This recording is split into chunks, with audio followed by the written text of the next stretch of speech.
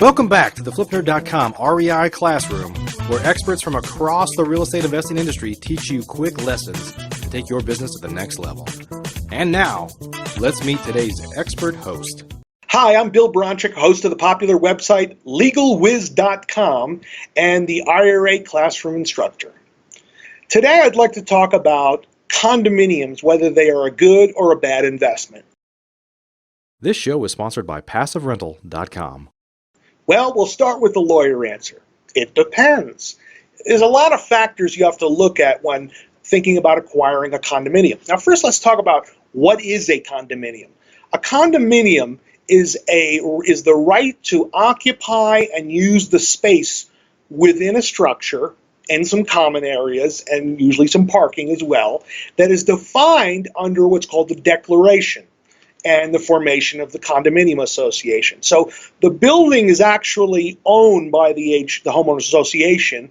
It's like a corporation, and then it issues out almost like shares of stock, but they're not. They're just rights to live in certain units and have use of the unit and use of the common areas. So you're responsible for the interior generally, and the exterior the homeowners association is responsible for.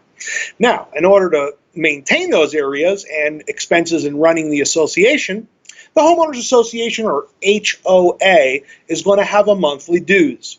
Now, this could be a condo, as in one unit in a building with neighbors upstairs, downstairs, left and right, front and behind, or it could be a townhome style, which is a situation where you have neighbors potentially left and right, but no one above and below you. That's still a condominium legally. A duplex or a side-by-side threeplex. Well, sometimes those are not condominiums. If there's no association, it's not a condominium.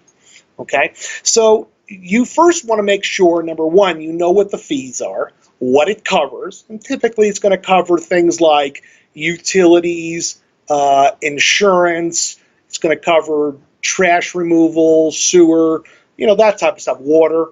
But you want to know what it covers and what it doesn't cover. And just by the way, as an aside, I mentioned insurance. That only covers the building. Inside the four walls, you want a separate landlord policy in case there's any damage, like your hot water heater in your unit busting and flooding the unit below. And ask me how I know that. So make sure you have appropriate insurance for that. Also, you want to know the financial stability of the homeowners association. And you could look at their financials before you buy it, and again, look at their minutes of recent meetings and see if there's any planned capital raises through assessments and raising in dues for something like rebuilding a parking lot or rebuilding a pool or something like that. And while we're on the subject of a pool, what amenities does it have? Are you paying for amenities that your tenants won't use, such as a tennis court, usually a loser, or a laundry room or something like that? Then you want to look at location.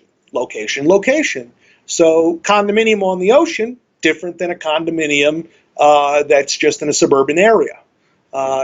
Obviously, the one that's on the beach or view of the mountains is going to maintain its value better than one that isn't. But generally speaking, apples to apples, if you're not on the beach or right in front of the ski mountain, condos are usually the last thing to go up in value in a market, and they're the first thing to drop in value.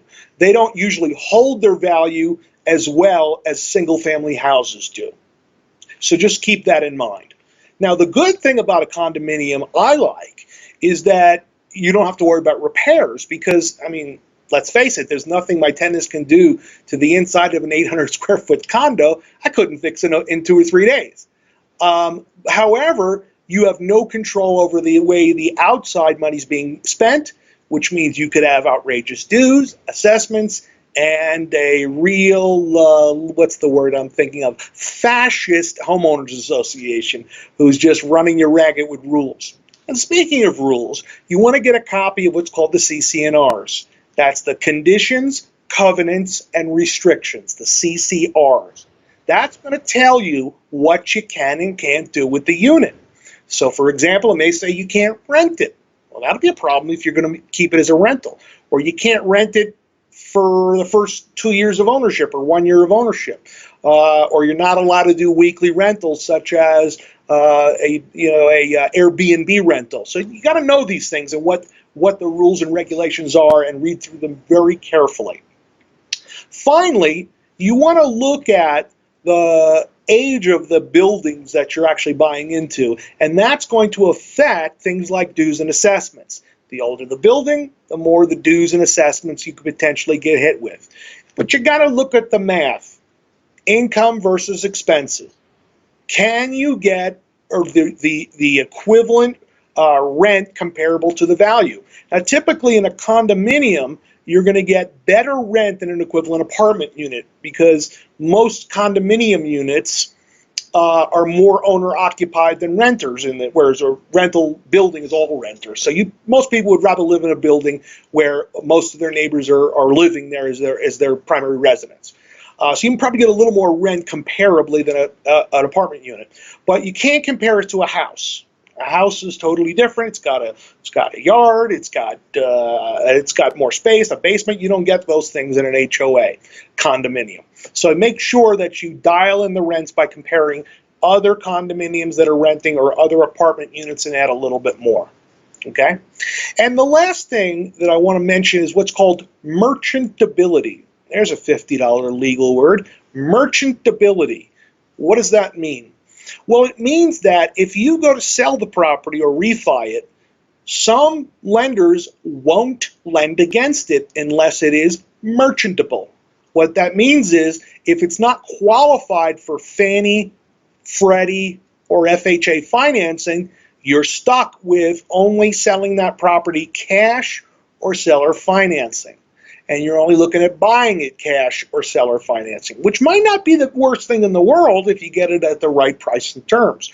But understand, if you're going to buy, fix, and flip, and the association does not qualify for FHA financing, and you'd know that if you go to HUD.gov and look up the homeowners association by name or the property location by address, if it's not approved for FHA financing or Fannie Freddie, I'd be real careful about the idea of buy, fix, and flip, because you're not going to get someone who can come in with a loan, only a cash buyer. And that's going to give you a lower resale price.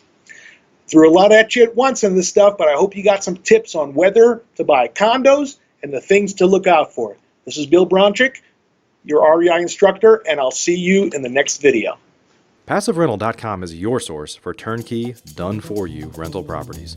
If you'd like to be an investor and not a landlord, please visit PassiveRental.com to learn how to purchase cash-flowing, professionally managed rental properties in the hottest rental markets across the country.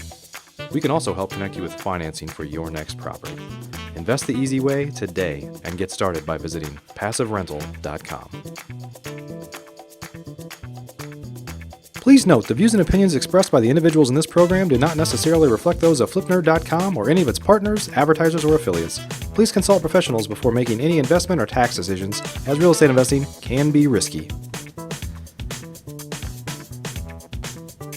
Are you a member yet of FlipNerd.com, the hottest real estate investing social community online?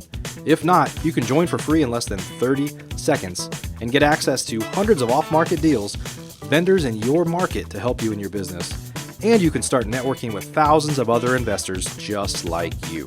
Get your free account now at FlipNerd.com. Please check out the FlipNerd family of real estate investing shows, where you can access hundreds of expert interviews, quick tips, and lessons from leaders across the real estate investing industry. They're available at FlipNerd.com/shows, or simply search for FlipNerd in the iTunes Store.